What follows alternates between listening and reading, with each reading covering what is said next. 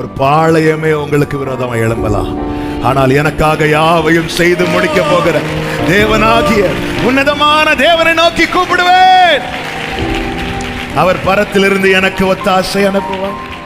எந்த சப்போர்ட்டும் இல்லாதவன் ஜெபம் பண்ணா கேட்கிறதுக்கு ஒருத்தர் பரலோகத்தில் இருக்கிறார். அவன் வேண்டிக் கொண்டதை தேவன் அருளினார்.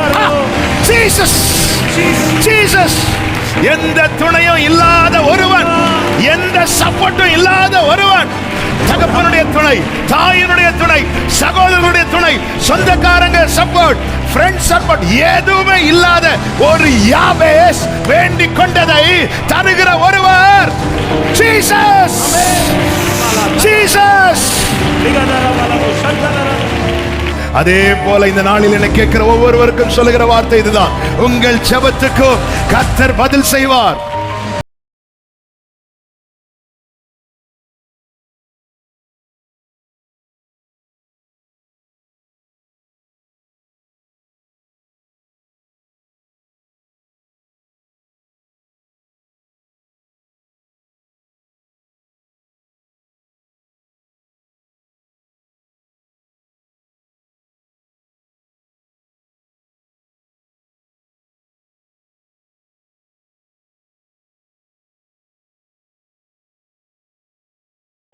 ஒவ்வொரு பரிசுத்தவானுடைய ஜெபத்தை தியானித்து அதிலிருந்து கற்றுக்கொண்டு ஜெபிக்க கர்த்தர் நமக்கு கிருபை செய்கிறார். கர்த்தருடைய பரிசுத்த நாமத்துக்கு மகிமை உண்டாவதாக. கடந்த 3 நாட்கள் எலியாவின் ஜெப ஜீவியத்திலிருந்து ஆண்டவர் அநேக காரியங்களை கற்றுத்தந்தார், உணர்த்தினார், ஜெபிக்க வைத்தார். ஒவ்வொருவரையும் கர்த்தர் கருத்துள்ள ஜெபத்தை ஏறெடுக்க கர்த்தர் கிருபை செய்வாராக. இன்னைக்கு நாம் தியானிக்க போகிறது, அப்படிதான் நானும் நினைச்சிட்டு இருந்தேன். ஆனால் நேற்று நைட் ஆண்டவர் தெளிவாக யாபேசின் ஜெபத்தை காண்பித்து கொடுத்தார். அதுதான் சொன்னேன். இன்னைக்கு ஆண்டவர் தீர்க்க தரிசனமாய் சிலரோடு பேச போகிறார். எலியாவின் ஜெபம் ஓடிட்டு இருக்கும் போதே எலிசாவின் ஜெபத்தை ஆண்டவர் மெடிடேட் பண்ண வச்சுட்டு இருந்தார். அப்போது அதில் கொஞ்சம் பாயிண்ட்ஸ்லாம் உள்ளே வந்ததும் கொஞ்சம் ஃப்ரீயாக நமக்கு தான் ஒன்று கிடச்சிட்டு படிச்சுட்டோன்னா ஃப்ரீ ஆகிரும்ல. ஆனால் இரவில் ஆவியானவர் இடைபட ஆரம்பித்தார். அப்பொழுது நான் புரிந்து கொண்டேன், ஆண்டவர் சில உள்ளங்களோடு இந்த நாளிலே தெளிவாய் பேச போகிறதை. ஒவ்வொருவரும் என்னோடு தான் பேச போகிறார். யார் அந்த யாபேஸ் என்று தேடாமல் நான் தான் அந்த யாபேஸ் என்று சொல்லி நீங்கள் தேவ சமூகத்தில் அமர்ந்து இந்த வார்த்தையை கேட்பீர்களே, ஆனால் இதை கேட்டுக்கொண்டிருக்கும் போது ஒரு விடுதலை உண்டாகும். காரணம், கர்த்தருடைய வசனம் வல்லமை உள்ளது, அது ஜீவன் உள்ளது. கர்த்தர் ஒவ்வொருவரோடும் இடைபடுவாராக.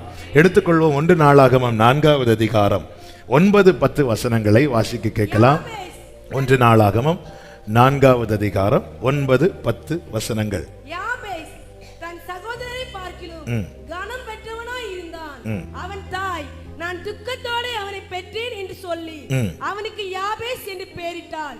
யாபேஸ் இஸ்ரவேலின் தேவனை நோக்கி, தேவரீர் என்னை ஆசீர்வதித்து என் எல்லையை பெரிதாக்கி உமது கரம் என்னோடு இருந்து தீங்கு என்னை துக்கப்படுத்தாதபடிக்கு அதற்கு என்னை விலக்கி காத்தருளும் என்று வேண்டிக் கொண்டான்.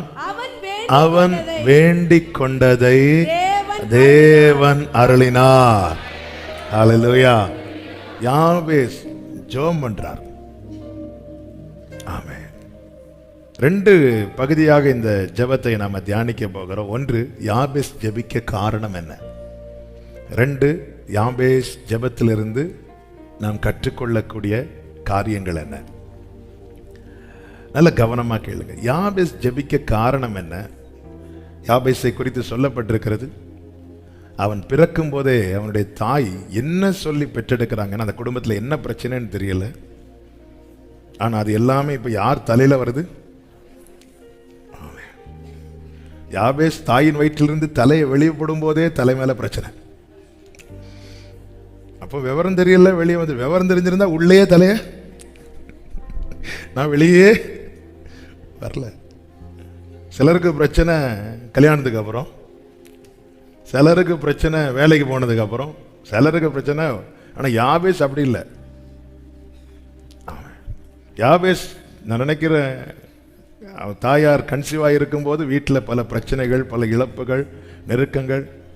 எல்லாரும் 1ன்னா 9ன்னு சொல்றதுக்கு சொந்தக்காரங்க சுற்றி இருந்தால் கேட்கவா வேணும்? இப்போ அவ்வளவும் இந்த ஒன்றும் அறியாத இந்த கருவா இருக்கிற பிள்ளை மேல சுமத்தப்படுது. துக்கத்தோடு பெற்றேன். யாபேஸ் என்ற வார்த்தையின் அர்த்தமே துக்கத்தோடு நான் பெற்றேன் என்று சொல்லி யாபேஸ் என்று பெயரிட்டாள்.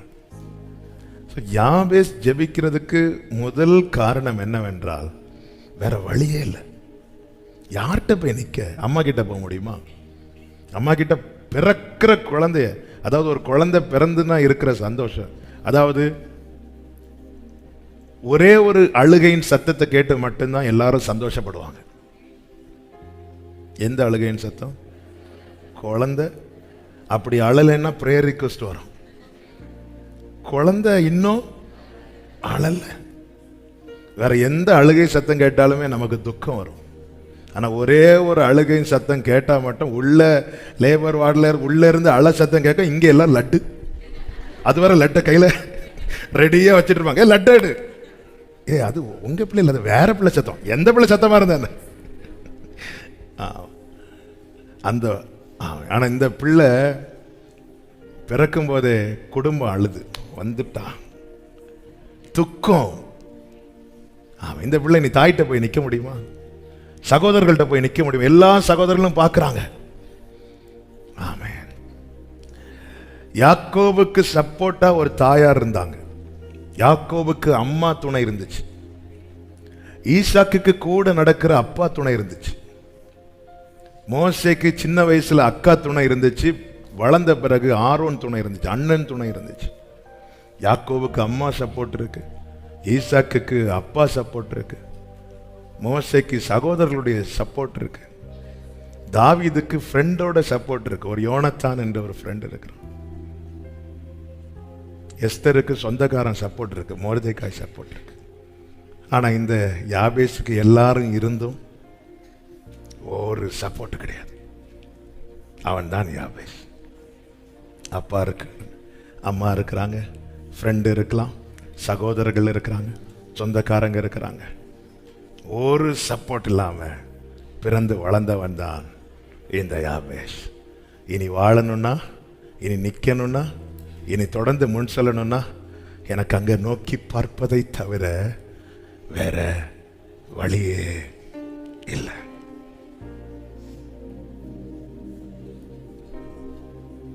ஹல்லேலூயா. துக்கத்தோடு பெற்றேன் என்று சொன்ன தாய்க்கு கிட்ட போய் என்ன கேட்க முடியும்? சகோதரர்கள்ட்ட போனா என்ன சொல்லுவாங்க? நீ என்னைக்கு பிறந்தியோ, என்ன ஒரு நம்ம ஊர்ல சொல்லுவாங்க, என்ன சனியன் இல்ல, நீ என்னைக்கு பிறந்தியோ, நான் பாரு அம்மாவை கஷ்டப்படுத்தி பிறந்திருக்க நீ. ஆமே. என்ன கஷ்டப்படுத்தி பிறந்தான்? உள்ள இருந்து எனக்கு பைக் வாங்கி கொடுங்கன்னு கேட்டானா? உள்ள இருந்து என்ன கஷ்டப்படுத்தி? அவனுக்கு என்னது தெரியும்? ஆமே. பல நேரத்துல நம்முடைய வேதனை மிகுதியில நாம என்ன பேசவனே தெரியாது. அப்படிதான் யோபு சொன்னார், நான் பிறந்த நாள் சபிக்கப்படுவதாக. எல்லாரும் பிறந்த நாள் கொண்டாடும் போது யோபு வழியில சொல்றார், நான் ஏன் பிறந்தேன்? நான் பிறந்த நாள் சபிக்கப்படுவதாக. அவங்களுக்கு ஒருத்தங்களுக்கு அம்மா சப்போர்ட்டா இருக்கிறாங்க, இன்னொருத்தங்களுக்கு அப்பா சப்போர்ட்டா இருக்கிறாங்க, இன்னொருத்தர்களுக்கு சகோதரர்கள் சப்போர்ட்டா இருக்கிறாங்க, அக்கா சப்போர்ட்டா இருக்கிறாங்க, அண்ணன் சப்போர்ட்டா இருக்கிறாங்க, ஃப்ரெண்டு சப்போர்ட்டா இருக்கிறாங்க, சொந்தக்காரங்க சப்போர்ட்டா இருக்கிறாங்க. ஆனா இந்த யாபேஸ் ஆகிய எனக்கோ ஏன்? உனக்கு அப்பா இல்லையா? இருக்கிறாங்க. அம்மா இல்லையா? இருக்கிறாங்க. சகோதரர்கள் இல்லையா? இருக்கிறாங்க. நண்பர்கள் இல்லையா? இருக்கிறாங்க. சொந்தக்காரங்க இல்லையா? இருக்கிறாங்க. அப்ப ஏன் ஃபீல் பண்ற? எனக்கு சப்போர்ட் பண்றதுக்கு. இந்த நிலையில யாராவது இதை கேட்டு தூரத்திலோ சமீபத்திலோ கர்த்தருடைய வார்த்தை கவனமா கேளுங்க. இவன் பிறக்கும் போது யாபேஸ் என்று பெயரிடப்படுகிறான். வளரும் போதும் அதே அடையாளத்தோடு அறியப்படுகிறான். அதுதான் பிரச்சனை. அதே அடையாளத்தோடு அறியப்படுகிறான். பிறந்த யாபேஸுக்கு தெரியல ஏன் எனக்கு இந்த பெயர் வந்துச்சுன்னு. வளர வளர வளர வளர கொஞ்சம் கொஞ்சமா அவனுக்கு அறிவு வரும்போது தான் தெரியுது, ஓ இந்த பேரை செல்ல பேரா வைக்கல. சிலர் செல்ல பேர் வச்சு கூப்பிடுவாங்க, எல்லாரும் கூப்பிடுவாங்கல்ல. என் ஜாஃபியாவுக்கு நாங்கள் வீட்டில் ஹாப்பின்னு கூப்பிடுவோம், அச்சுன்னு கூப்பிடுவோம். செல்ல பேர் இப்படி யாபேஸ் வளரல. எல்லாரும் ஒரு செல்ல. எனக்கு யாபேஸ்ங்கிற பேரை பைபிள்ல தேடி வைக்கல. யாபேஸ்ங்கிற பேரை பாஸ்டர்ட்ட கேட்டு வைக்கல. யாபேஸ்ங்கிற பேரை அப்படி ஒரு இந்த பேர் ரொம்ப ஃபேன்சியா இருக்கு, ரொம்ப ஸ்டைலா இருக்கு, 4 பேர் அப்படி கூப்பிடும் போது என் பிள்ளை அப்படி வைக்கல. யாபேஸ்ங்கிற பேரை சிலர் பாருங்க அப்பா பேர்ல இருந்து கடைசியும் அம்மா பேர்ல இருந்து இதுவும் சேர்த்து வச்சு பிள்ளைய படுத்துற பாடு.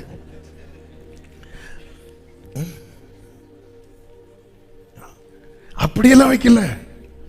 யாபேஸ் வளரும் போது தான் பார்க்குறான், எனக்கு பேர் எப்படி வச்சாங்க தெரியுமா?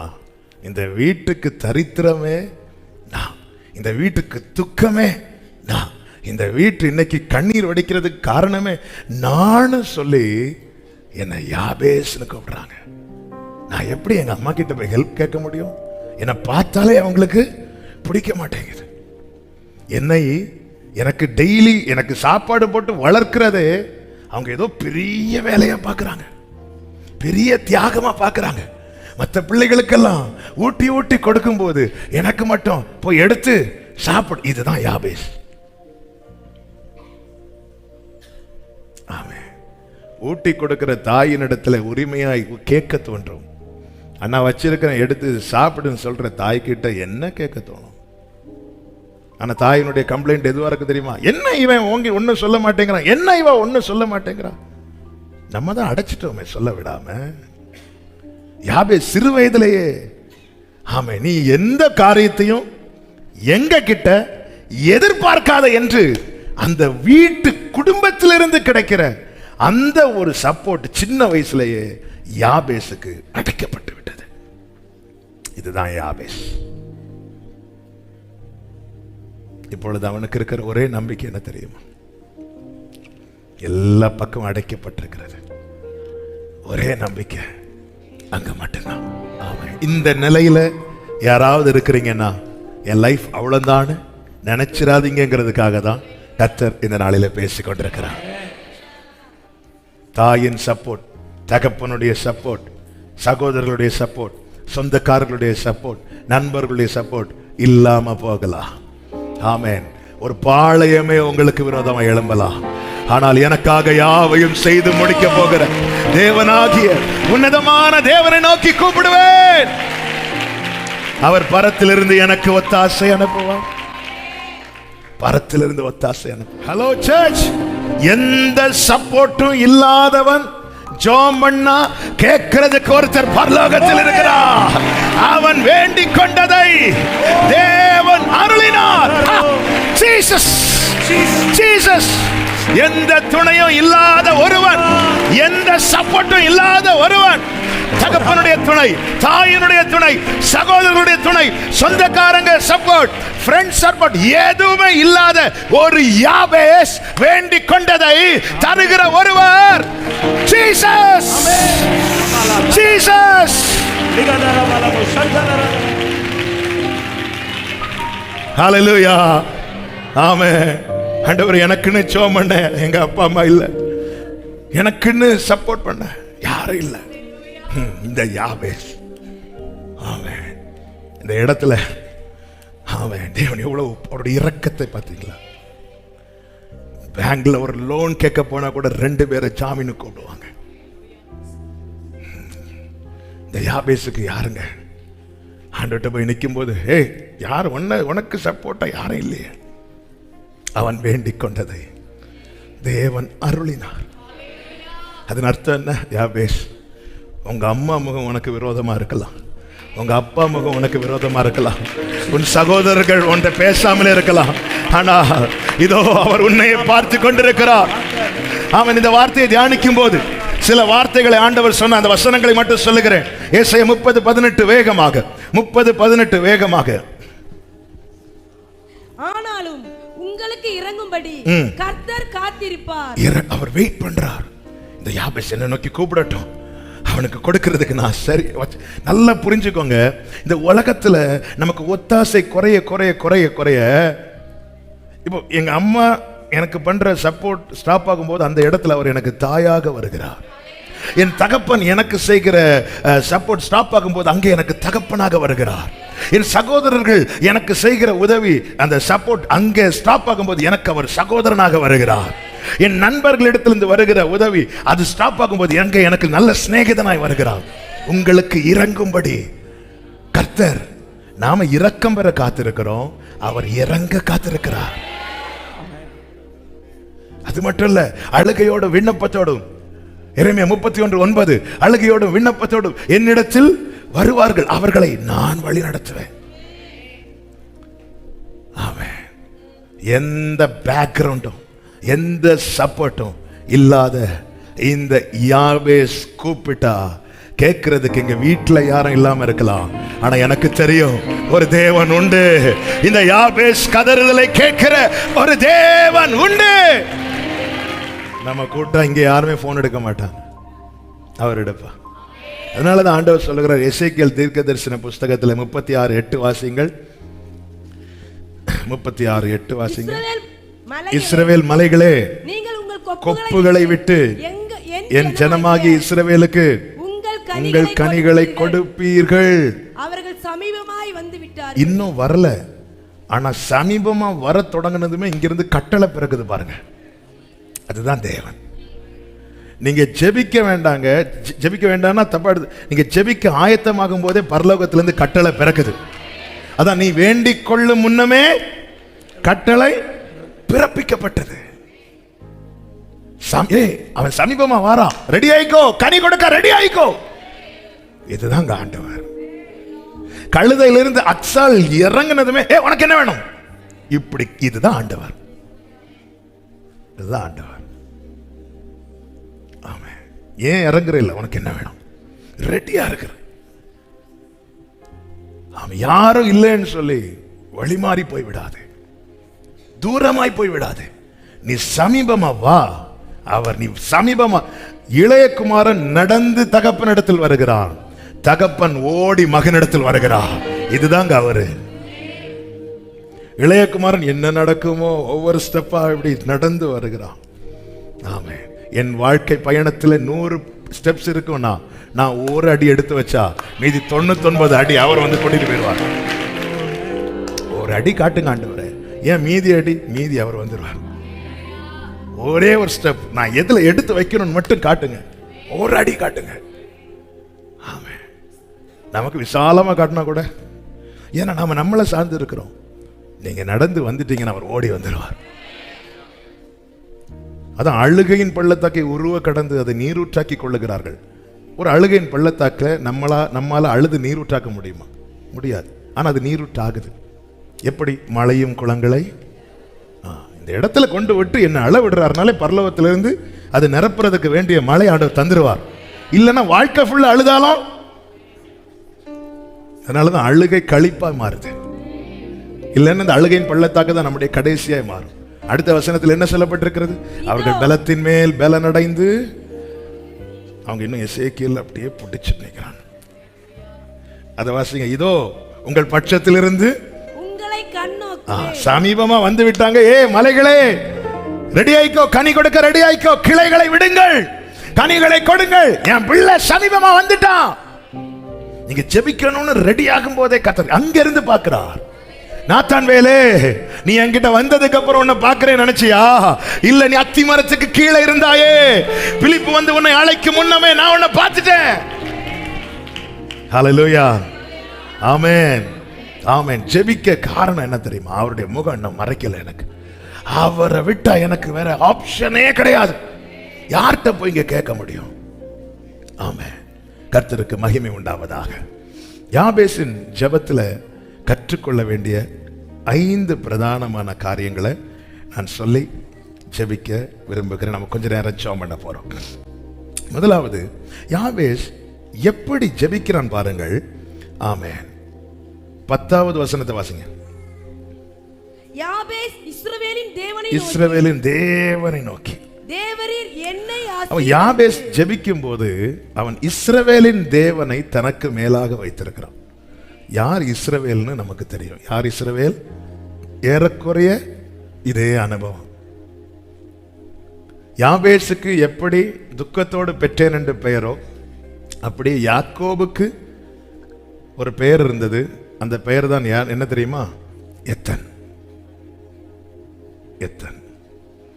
ஏசா கிட்ட சொல்லுவான், அவன் யாக்கோப் என்பது சரியல்லவா, இதோடு என்னை 2 முறை ஏமாற்றி விட்டான். அப்ப அவன் வாழ்க்கையை திரும்பி பார்க்கிறான். அதனாலதான் பைபிள் சொல்லுது, மேகம் போன்ற. எதுக்கு இந்த சாட்சிகள் எல்லாம் இருக்கிறது தெரியுமா?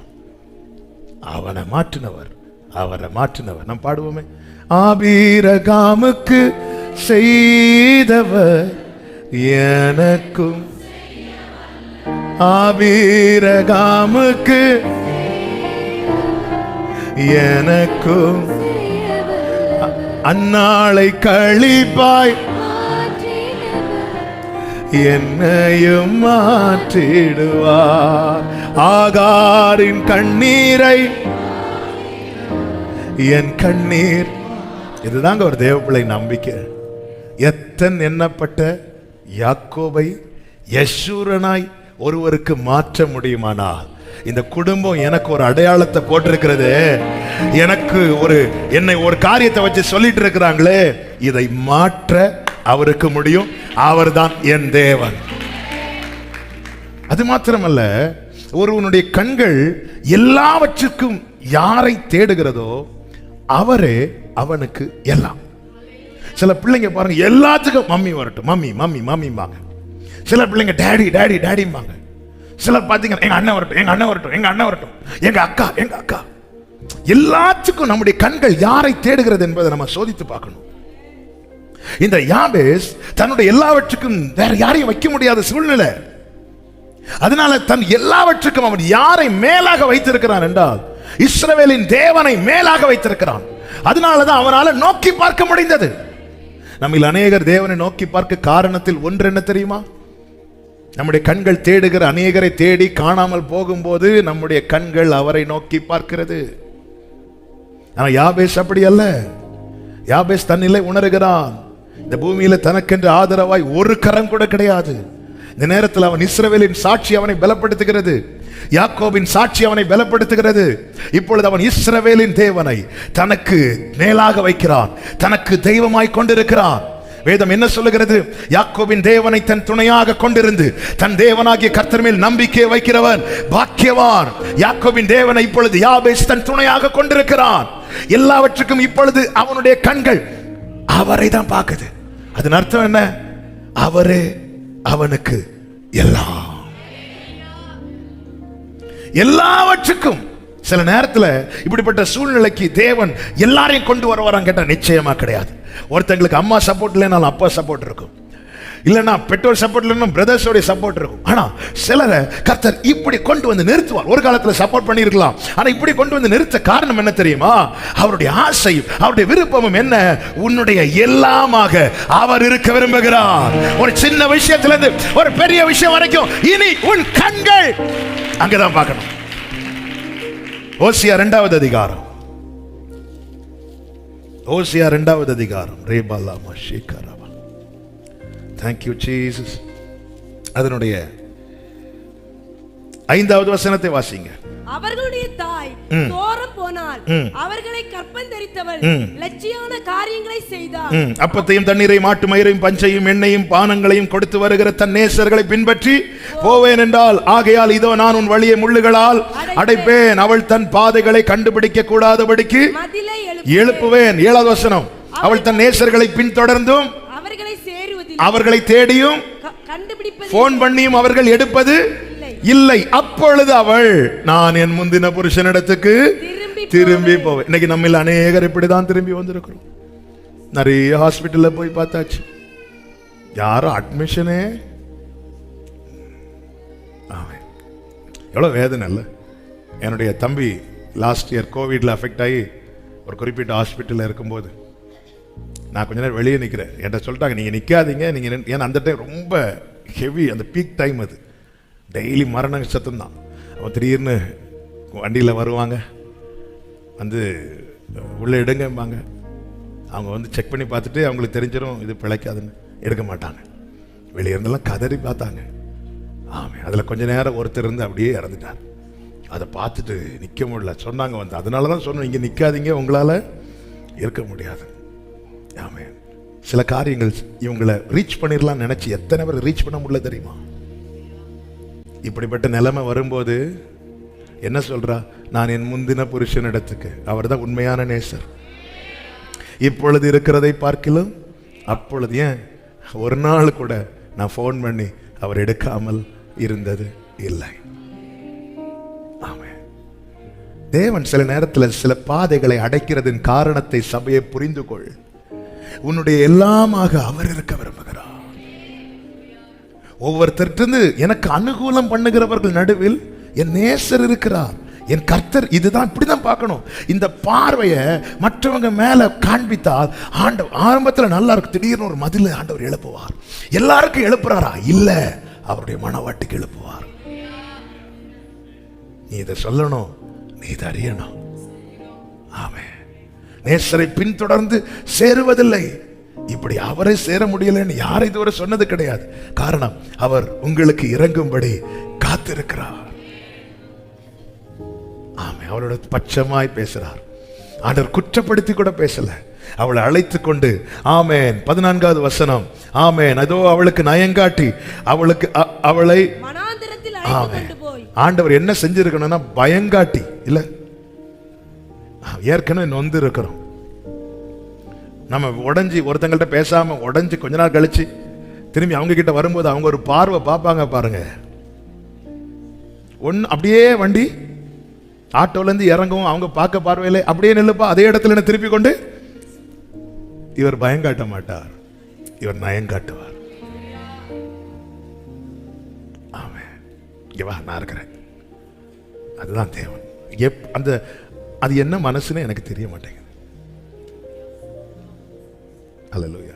ஒரு மனைவி புருஷனுக்கு துரோகம் பண்றது போல துரோகம் பண்ணின பிறகு தன் பிழைகளை உணர்ந்து நான் என் முந்தின புருஷனிடத்துக்கு திரும்பி வருவேன்னு திரும்பி வந்தா அவர் சொல்றார், வா, இது என்னங்க இந்த நேசத்தை எப்படி வர்ணிக்கனா? ஏதாவது சொல்லி அந்த நேசத்தை குறைச்சி சொல்லிடணும்னு பயந்து என்ன சொன்னாலும் அதை விவரிக்க முடியவில்லை, வர்ணிக்க வார்த்தை இல்லை, அன்பை மட்டும் எனவென்று சொல்ல தேடி வந்த நேசமே, ஆருயிரேசுவே, அன்பில் ஒன்றே உண்மை உண்டென்று கண்டேன். ஆமென். ஆண்டவர் நயங்காட்டி அழைத்து கொண்டு போய் அவளோடு பட்சமாய் பேசி, இங்க பாரு, எல்லாரும் கைவிட்டாங்க பாத்தியா, நான் இருக்கிறேன், உனக்கு என்ன வேணும் கேளு. அவ்விடத்திலிருந்து அவளுக்கு ஒரு புதிய வாழ்க்கையை அல்லது ஒரு புதிய துவக்கத்தை தர தேவன், இஸ்ரவேலின் தேவன் வல்லவராய் இருக்கிறார். யாபேஸ் தனக்கு மேலாக அவரை வச்சிட்டான். ஆமென். நமக்கு மேல எதை வச்சிருக்கிறோம்? எங்க அம்மா என்ன எப்படி சொல்லிட்டாங்க, எங்க அப்பா என்ன எப்படி சொல்லிட்டாங்க, நம்ம அந்த பாரத்தை தூக்கி வைக்கிறோமா? இல்ல இஸ்ரவேலின் தேவனை வச்சிருக்கிறோமா? நம்முடைய கண்கள் எல்லாவற்றுக்கும் கர்த்தரையே தேட வேண்டும் என்பதற்காக நமக்கு முன்பாய் சில மதில்களை கர்த்தர் எழுப்பி இருக்கிறார். சத்துரு எழுப்பின மதிலை கர்த்தர் உடைப்பார். கர்த்தர் எழுப்பின மதிலை. யாபேசே, உன்னை குறித்த என் திட்டம் என்ன தெரியுமா? உன் சகோதரர்கள் எல்லாரை பார்க்கலாம் நீ கனம் பெற்றவனா இருக்கணும். அதனால யாபேசே, நாளைக்கு நீ உயர்த்தப்படும் போது, ஆமென், உன் சகோதரர்கள் வந்து உன்கிட்ட சண்டை போட மாட்டாங்க. என்ன சண்டை போட மாட்டாங்க? எங்களை விட எங்க அம்மா இவனுக்கு நிறைய கொடுத்துட்டாங்க, எந்த சண்டையும் வராது. ஏன்னா அவங்க எல்லாரும் சொல்லுவாங்க, எங்க வீட்டுல இருந்து இவனுக்கு ஒண்ணும் கொடுக்கல, ஆனா எங்க எல்லாரும் விட யாபேஸ் நல்லா இருக்கிறான். இயேசுவின் நாமத்திலே இதுவே இப்படிப்பட்ட அனுபவத்தில் நடக்கிறவர்களுடைய சாட்சியாய் இருப்பதாக. இதுதான் கனம் பெற்றவன். இல்லைன்னா சண்டை தீராது. என்ன அவனுக்கு மட்டும் அந்த 2 வயலை சேர்த்து கொடுக்கறீங்க, என்ன அவனுக்கு மட்டும் அந்த தென்னந்தாப்பு இல்ல. வாழ்க்கை இது கனம் கிடையாது. கனம் என்ன தெரியுமா? எங்க அம்மா எங்க எல்லாருக்கும் நல்லா கொடுத்தாங்க, இந்த யாபேசுக்கு ஒண்ணுமே கொடுக்கல, அவனை பார்க்கவே பிடிக்கல. ஆனா இப்ப பாரு, எங்க எல்லாரை விட அவன் நல்லா. Jesus, Jesus. எத்தனை பேர் நம்புறீங்க? யாபேசின் வேண்டுதலை கேட்டவர். ஹalleluya ஹalleluya. இது சாட்சிங்க. ஏன் ஆண்டவரே அம்மா கிட்ட இருந்து வர சப்போர்ட் அடைஞ்சிட்டு அப்பா கிட்ட இருந்து வர சப்போர்ட் நான் மதிலை எழுப்ப வேண்டார். இனி அந்த மதிலை உடைக்க 7 நாள் வாசிங்க. சத்துரு கட்டின எரிகாவை உடைக்கலாம். அவர் எழுப்பிட்டார் முள் வேலைய.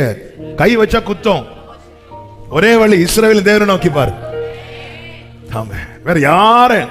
சிலர ஆண்டவர் இப்படிதான் நடத்துறார். யாபேஸ் இஸ்ரவேலின் தேவனை நோக்கி. நாளைக்கு அதான் என் நாமம் தரிக்கப்பட்ட என் ஜனங்கள் தங்களை தாழ்த்தி, என் மேல அவருடைய நாமம் தரிக்கப்பட்டிருக்கிறதுனா நான் உயர்த்தப்பட அவர் நாமம் அல்லவா உயர்த்தப்படும். அப்ப நான் இன்னொருவர் தயவில் உயர்த்தப்பட்டால் நான் அந்த மகிமை எப்படி அவருடைய நாமத்துக்கு கொடுக்க முடியும்? ஹல்லேலூயா ஹல்லேலூயா. தேவனை நோக்கி அடுத்து அவன் என்ன கேட்கிறான் பாருங்க. அந்த வசனத்தை திரும்ப வாசிங்க. 10வது வசனம். யாபேஸ் இஸ்ரவேலின் தேவனை நோக்கி தேவரீர் என்னை ஆசீர்வதியும் என்று கேட்கிறான். என்னை ஆசீர்வதி. யாபேசின் புரிந்து கொள்ளுதல்.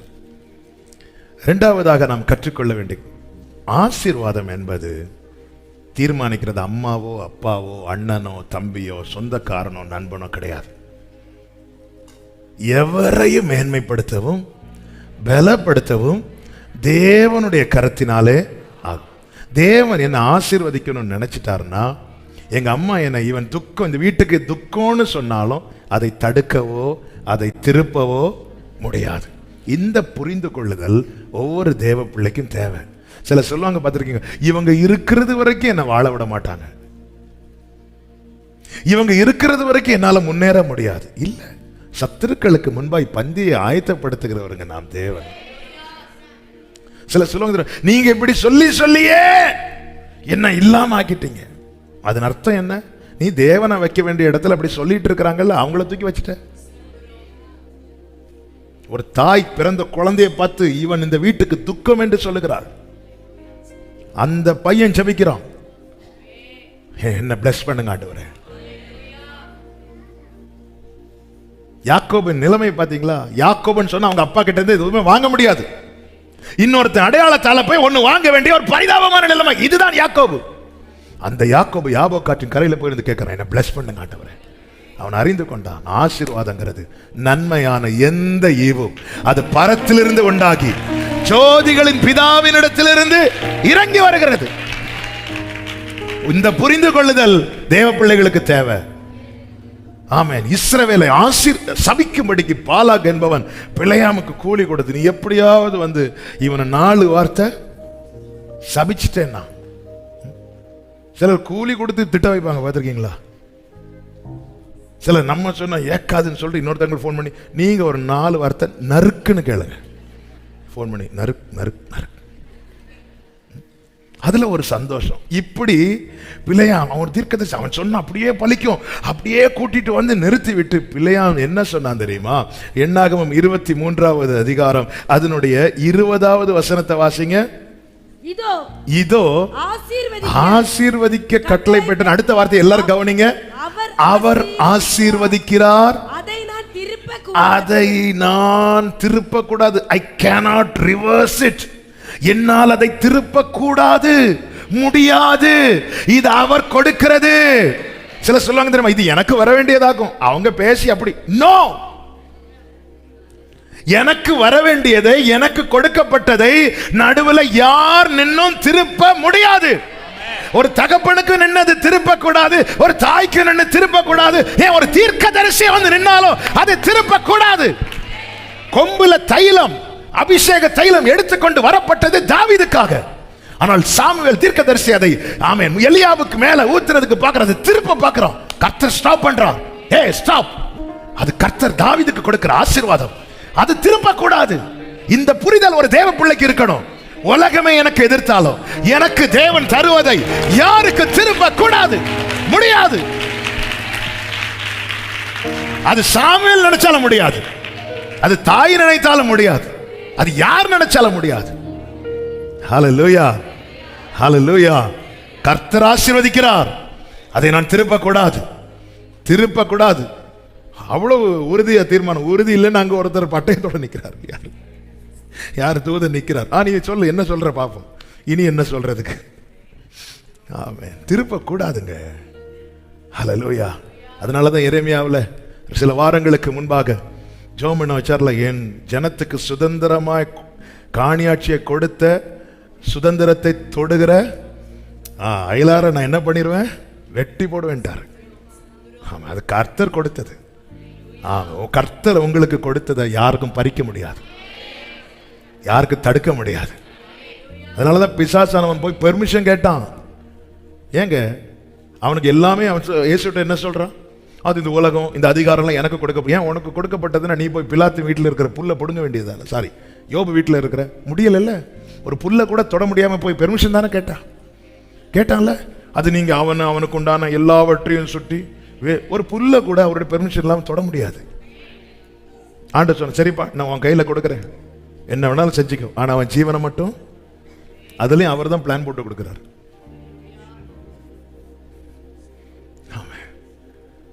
இவங்க வந்துட்டாங்க, 2 சீட்டு, ஒரே ஒரு சீட்டு தான் இருந்து எனக்கு கிடைக்க வேண்டியது, இவங்க போய் பைசா கொடுத்து அதை வாங்கிட்டாங்க. ஒரு தேவ பிள்ளை சொல்லக்கூடாது, கர்த்தர் அதை ஆசீர்வதிக்கிறார். தாவீது கொண்டு வரப்பட்ட ஆண்டு என் இருதயத்துக்கு ஏற்றவனாய் கண்டேன்னு சொல்றார். வீட்டுக்கு வரும்போது வீட்டில் தாவீது இல்லை, காட்டில் இருக்கிறான். அவன் எல்லா பிள்ளைகளையும் ஈசா கொண்டு வந்து நிறுத்தும் போது அது 7 பேருக்கு போக வேண்டியது. அவன் மூத்தவன் விட்டான், மூத்தவன் தடையா வந்தான், 2வது இல்ல விட மாட்டார், ஆண்டவர் தடுக்கிறார் பாருங்க. ஆமென். கொஞ்சம் வெயிட் பண்ணி அந்த தாவீதுக்கு நாங்க ரெக்கமெண்ட் பண்றது யாருமே கிடையாது. கடைசியில சாமுவேல் கேட்கிறான், ஆமா இங்க யாருமே இல்லையா வேற பிள்ளை, ஒருத்தன் இருக்கிறான், வரட்டும். ஆண்டவர் சொன்னா நீ ஃபாஸ்டிங் போடு. ஆண்டவர், நான் அங்கிருந்து வந்து டயர்ட்ல, அவன் வரது வரை நீ சாப்பிடக்கூடாது. சாமுவேல் உட்காந்துட்டார். தாவீது வரது வரை நான் சாப்பிட மாட்டேன், தண்ணி கூட குடிக்க மாட்டேன். ஆமாம். சாமுவேல் சாப்பிடாம அந்த வீட்டில் இருக்கிறவங்க சாப்பிட முடியுமா? வீட்டில் ஒரு பெரிய தீர்க்க, அவ்வளோ எல்லாரும் ஃபாஸ்டிங் போடுங்க, போட வைப்பார். உங்களை மைண்டே பண்ணாதவங்களை உங்களுக்காக ஃபாஸ்டிங் போட வைப்பார். அவ்வளோ சாமுவேல் வாராருன்னா எவ்வளோ கன்று அடிக்கப்பட்டிருக்கும், எல்லாம் ரெடியாக இருக்கும், எல்லாம் சாப்பாடு வச்சுட்டு சரி அவ வரது வரை நம்ம சாப்பிட்டுட்டு இருப்போம். ஒருத்தர் நான் தொட மாட்டேன். அவர் இருக்கும்போது அவ்வளோ பெரிய தீர்க்கதரிசி, ஒரு பாஸ்டர் வந்தாலே அவர் சாப்பிடாம சில சாப்பிட மாட்டாங்க. ஆனால் டேஸ்ட் பார்க்குறேன்னு உள்ள போய் சாப்பிடுவாங்க, அது வேற. ஆமாம், டேஸ்ட் பார்த்து வயிற. சாமுவேல் தீர்க்கதரிசி வந்து இருக்கிற, நான் சாப்பிட மாட்டேன், எல்லாரும் இப்படி இருக்காங்க. எலியாவுக்கெல்லாம் அப்படி, இவன் வரவும் மாட்டான், நமக்கு அந்த அபிஷேகம் போனாலும் பரவாயில்ல வச்சிருக்கிற,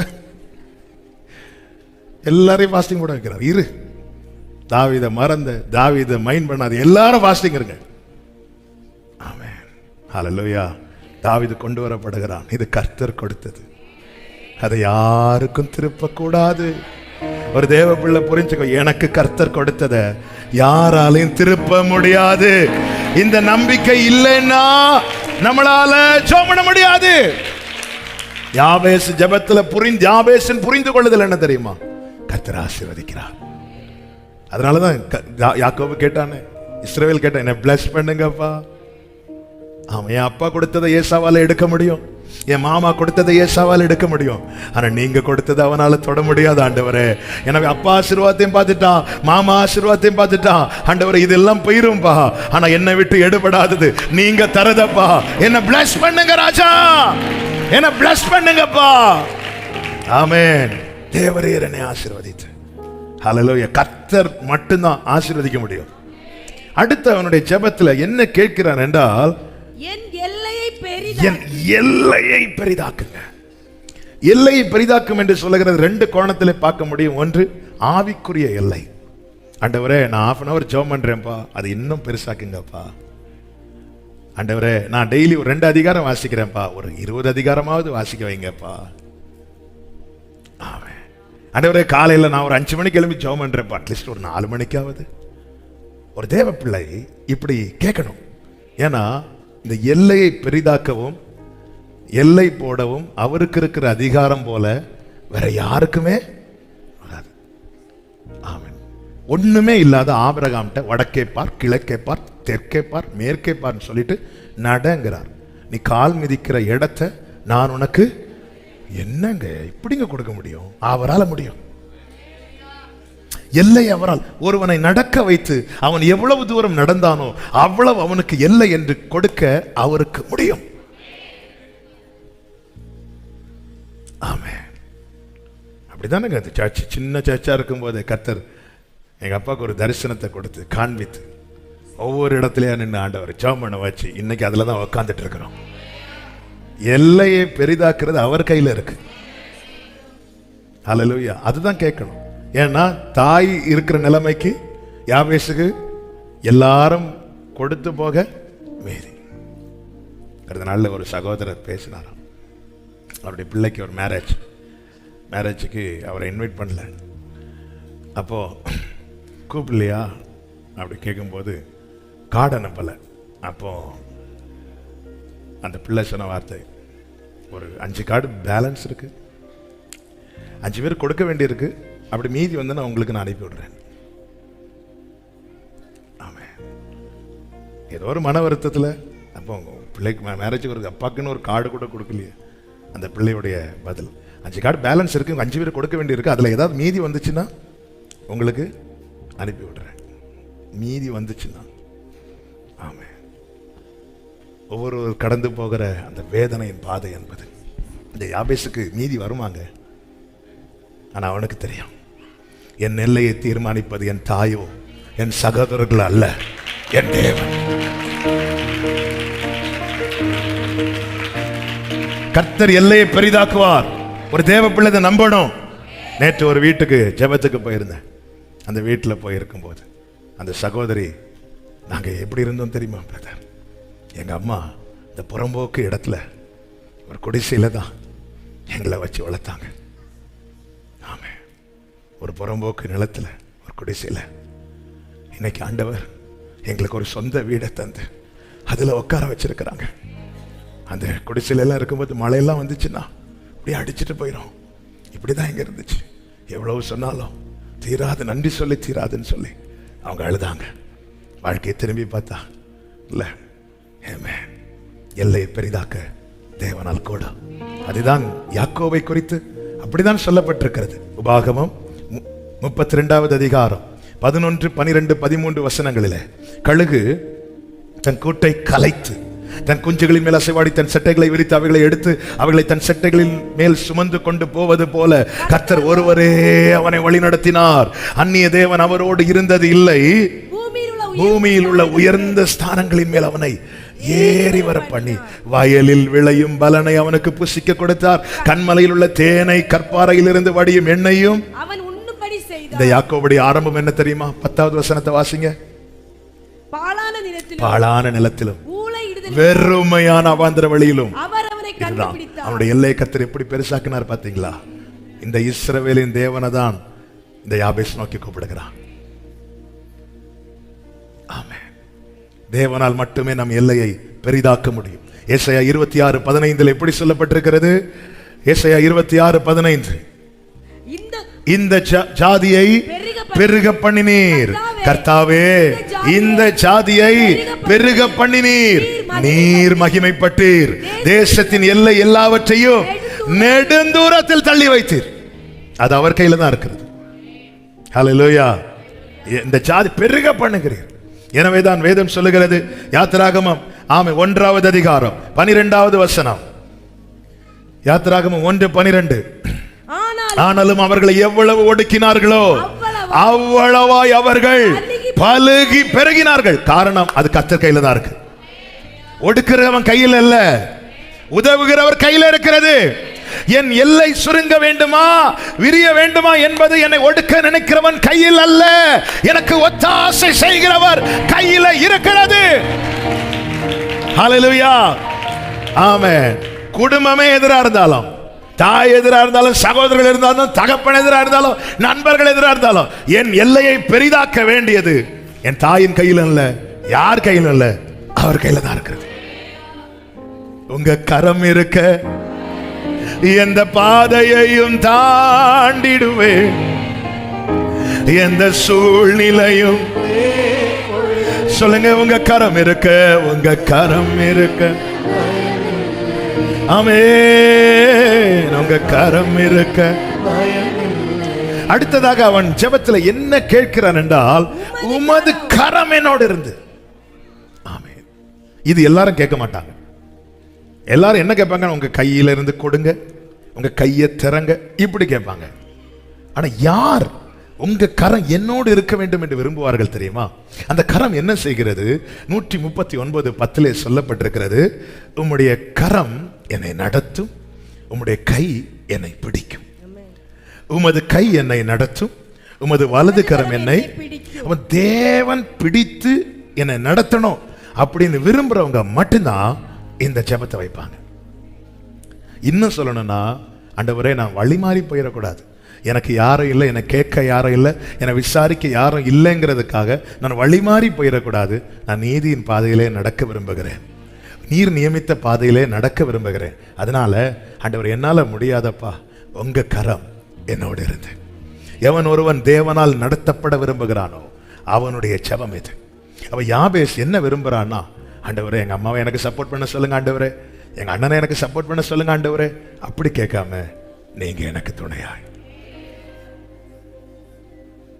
அவர்தான் ஆபத்து காலத்துல அனுகூலமான துணை. ஆண்டவர் நான் நீதியின் பாதையில நடக்க விரும்புகிறேன், நீர் நியமித்த பாதையில நடக்க விரும்புகிறேன் ஆண்டவரே. இவங்க சொல்றது நான் இல்லைங்கிறத காண்பிக்க விரும்புகிறேன்ப்பா. ஆண்டவரே உங்க கரம் என்னோட இருந்து, உங்க கை என்னை பிடிக்கும், உமது கரம் என்னை நடத்தும். உங்க கை என்னை பிடிக்கட்டும், உங்க கை என்னை நடத்தட்டும். அடுத்து என்ன கேட்கிறான் தெரியுமா? தீங்கு என்னை துக்கப்படுத்தாதபடிக்கு அதற்கு என்னை விலக்கி காத்து. அதை இப்படி சொல்ல விரும்புகிறேன், ஆண்டவரே எங்க அம்மா என்னை குறித்து ஒண்ணு சொன்னாங்களே, என் சகோதரர்கள் என்னை குறித்து ஒண்ணு சொன்னாங்களே, அது இல்லைங்கிறத ப்ரூவ் பண்ணணும் ஆண்டவரே. அப்படி இல்லைங்கிறது ப்ரூவ் பண்ணணும் ஆண்டவரே, நிரூபிக்கப்படணும் ஆண்டவரே. அவங்க நினைச்சது மாதிரியே இனி என் குடும்பத்தில் ஒரு துக்கமோ ஒரு வேதனையோ வந்தா எல்லாரும் அதை ஆமா பாத்தியா பாத்தியா நான் சொன்னேன் பாத்தியா அப்படி ஆயிரம்ல ஆண்டவரே.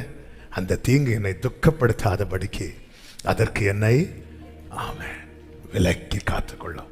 வேதம் சொல்லுகிறது, அவன் வேண்டிக் கொண்டதை தேவன் அருளினார். உங்களை குறித்து எனக்கு என்ன பேசிட்டு இருக்கிறாங்க? இஸ்ரவேலின் தேவனை நோக்கி பாருங்க. ஆமென்.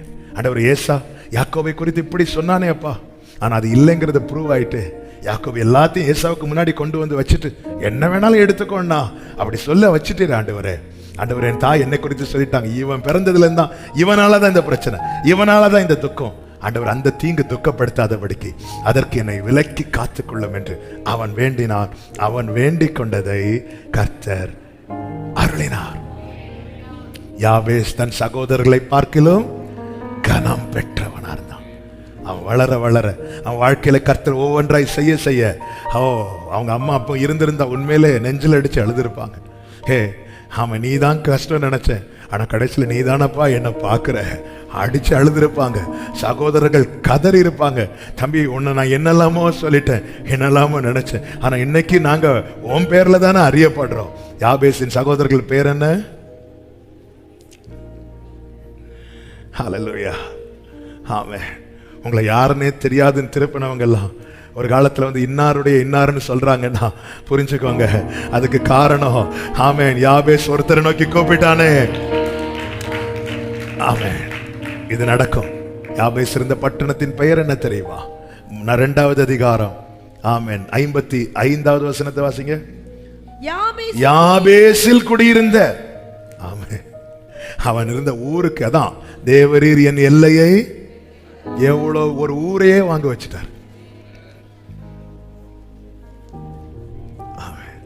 பிறக்கும் போது துக்கம், ஆனா அந்த ஊரே இப்போ யார் பேர்ல தான் அறியப்படுது? யாபேஸ். யாபேசில் குடியிருந்த. எப்படி எல்லையை பெரிது அவர் பெரிதாக்கும் போது நம்ம அதனால ஆண்டவர் எனக்கு இவ்வளவு தாங்கன்னு கேட்க கூடாது, நீங்க பெரிதாக்குங்கன்னு விட்டுறணும். ஆமென். ஹல்லேலூயா. அந்த ஊரே அந்த கிராமமே அந்த பட்டணமே ஆமென் எவன் இந்த குடும்பத்துக்கே துக்கம் என்று சொல்லி ஒதுக்கப்பட்டானோ அவனுடைய பெயரால் அறியப்பட்டது. அவன் வேண்டிக் கொண்டதை தேவன் அருளினார். நமக்கு முன்பாக கர்த்தரை நிறுத்துவோம், நமக்கு மேலாக கர்த்தரை வைப்போம், அவரை நோக்கி பார்ப்போம். யாபேசின் வேண்டுதலுக்கு எப்படி தேவன் பதில் செய்தாரோ அதே போல இந்த நாளில் என்ன கேட்கிற ஒவ்வொருவருக்கும் சொல்லுகிற வார்த்தை இதுதான்: உங்கள் ஜெபத்துக்கும் கர்த்தர் பதில் செய்வார். உங்களை தெரிந்தோம் தெரியாதுன்னு சொல்லிட்டு போனவங்க ஒரு நாள் வரப்போகிறது. சிலரோடு கர்த்தர் இந்த வார்த்தையை சொல்ல விரும்புகிறார். உங்களை வைத்து தங்களை அறிமுகப்படுத்தும்படிக்கு கர்த்தர் காரியத்தை மாறுதலாய் முடிய பண்ணுவாராக. விசுவாசிக்கிறவங்க மட்டும் கரங்களை தட்டி ஆமென் என்று சொல்லி எல்லாரும் கண்களை மூடி. ஆன்லைன்ல பார்க்கிறவங்க இந்த டைம் எந்த கமெண்ட்டும் நீங்க டைப் பண்ணக்கூடாது. இது பிரேயர் டைம். யாபேசை போல ஜெபிக்க போறோம். யாபேசை போல அந்த நிந்தையை கேட்டு, அவமானத்தை கேட்டு, அப்பா இருக்கிறாங்க, அம்மா இருக்கிறாங்க, அண்ணன் இருக்கிறாங்க, தம்பி இருக்கிறாங்க, தங்கச்சி இருக்கிறாங்க, அக்கா இருக்கிறாங்க, சொந்தக்காரங்க இருக்கிறாங்க, ஆனா யார்ட்டையும் போய் நிக்க முடியல. எல்லா கதவும் எனக்கு முன்னாடி அடைக்கப்பட்டிருக்கு.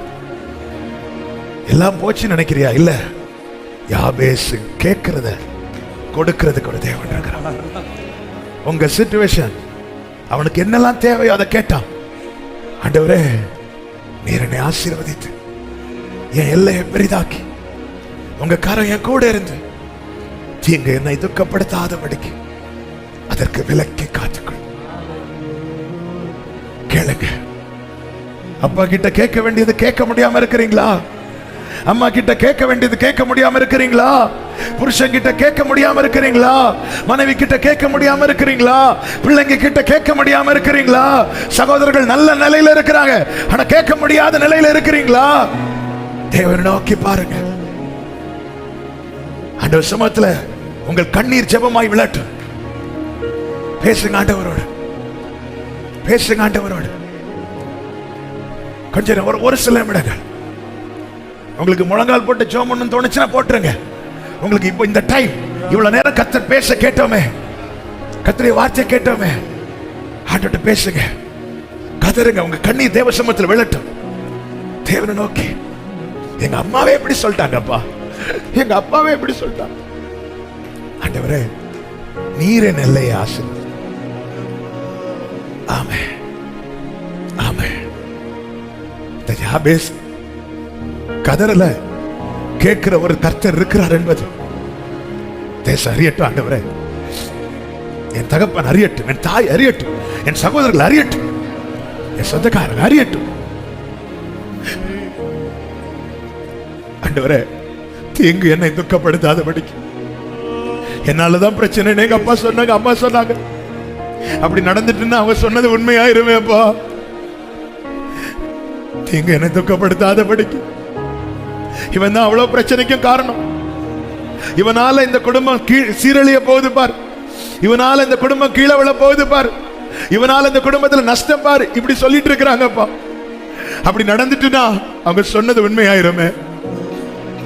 ஆண்டவர், நீங்க சொன்ன வார்த்தையே உண்மையப்பா. தீங்கு என்னை துக்கப்படுத்தாதபடிக்கு அதற்கு என்னை விலக்கி காத்துக்கும். சோமண்ணு சகோதரா, சோமண்ணுங்க சகோதரி, கர்த்தர் இந்த நாளில் உங்களுக்காகவே பேசியிருக்க, உங்களுக்காக. என் தகப்பனே, நன்றி அப்பா, நன்றி அப்பா.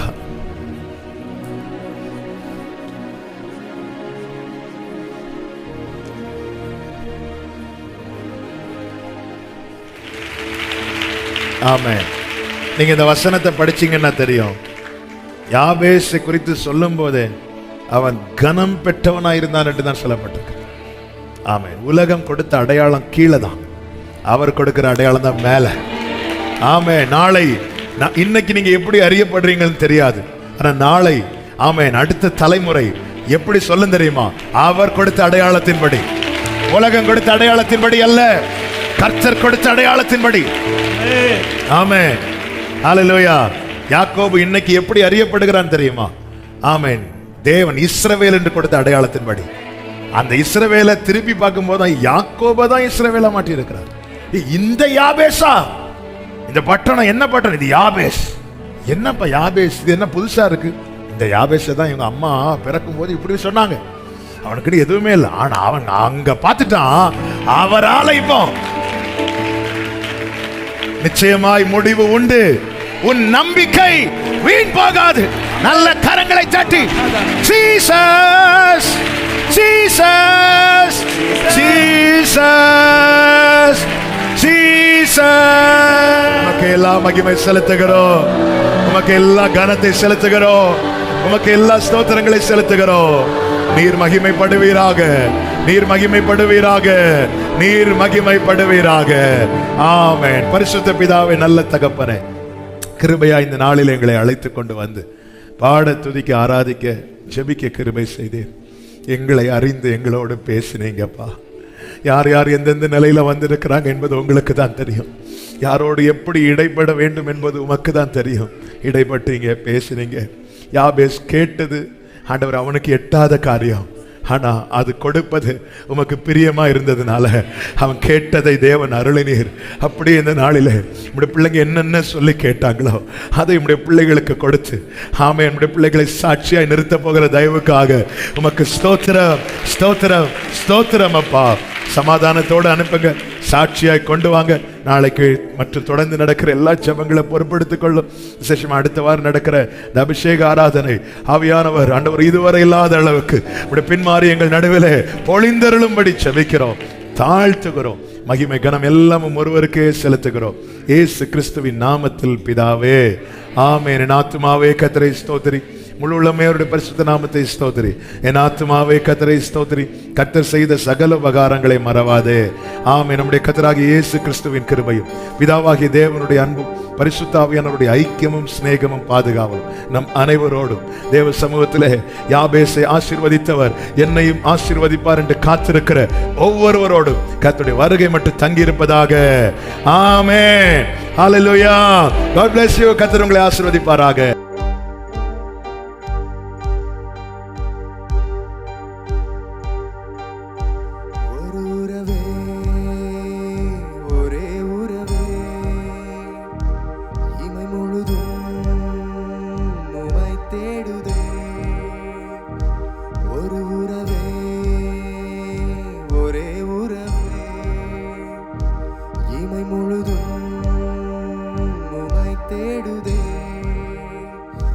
பரிசுத்த வாழ்க்கை வாழவே இதயம் ஏங்கி தவிக்குதே. உலகம் கண்ட நாள் முதல் பாவம் என்னை இழுக்குதே. பரிசுத்த வாழ்க்கை வாழவே இதயம் ஏங்கி தவிக்குதே. உலகம் கண்ட நாள் முதல் பாவம் என்னை இழுக்குதே. ஒரு உறவே, ஒரே உறவே, இமை முழுதும் உமை தேடுதே. ஒரு உறவே, ஒரே உறவே, இமை முழுதும் உமை தேடுதே.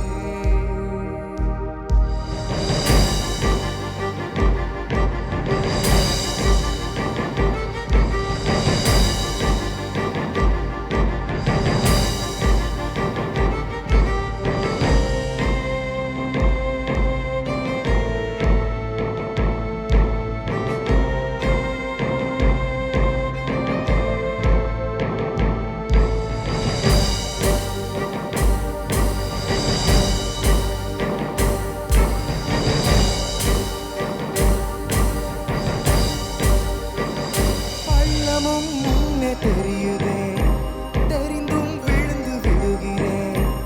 எல்லாம் அறிந்தும் நீரெனை உமக்காய் தெரிந்து கொண்டிரேன். பள்ளமும் முன்னே தெரியுதே, தெரிந்தும் விழுந்து விடுகிறேன். எல்லாம் அறிந்தும் நீரெனை உமக்காய் தெரிந்து கொண்டிரேன். ஒரு உறவே,